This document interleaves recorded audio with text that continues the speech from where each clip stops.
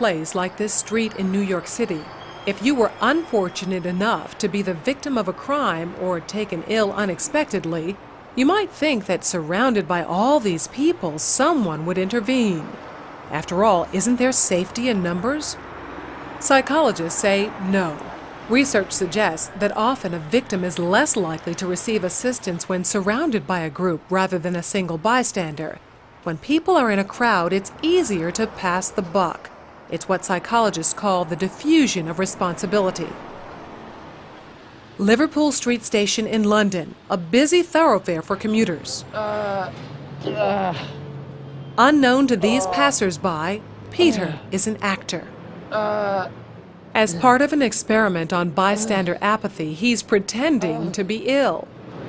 Help! Help! How long before he gets help? Please, somebody. Help!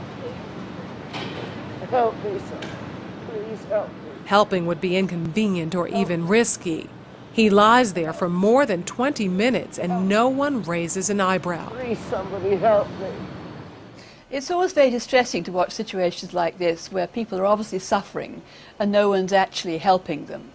But what we have here is two conflicting rules. One is the rule that we ought to help, and the other is the rule that we ought to do what everybody else is doing. And here you have effectively a group of strangers who are exerting the pressure not to intervene, not to help. And it's very difficult to rebel. Ruth, another actor, takes Peter's place. How long before she receives help?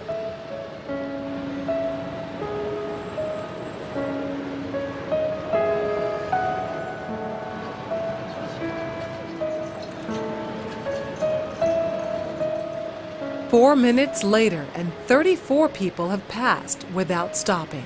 Well, people don't really want to know. They just haven't got the time. Well, they have got the time, they just don't want to get involved. Unwittingly, these strangers have silently formed a temporary group with a rule: don't get involved. They're afraid to stand out from the crowd and won't take action if no one else does. This woman has clearly spotted Ruth, but she conforms to the rule and does nothing. Watch what happens, though, when someone else helps. You all right? You all right? Yes, thank you. Sure, you look a bit clicky, you know what I mean? She suddenly finds herself in a different group with a new rule: to help. You want to sit up? She don't look well, does she? You all right? Yeah. What's wrong? First I thought she was dead. Then I sort of checked to see if she was breathing or not. And I looked around and I couldn't believe that no one had noticed her, because there was a bloke sat there just absorbed in reading a newspaper.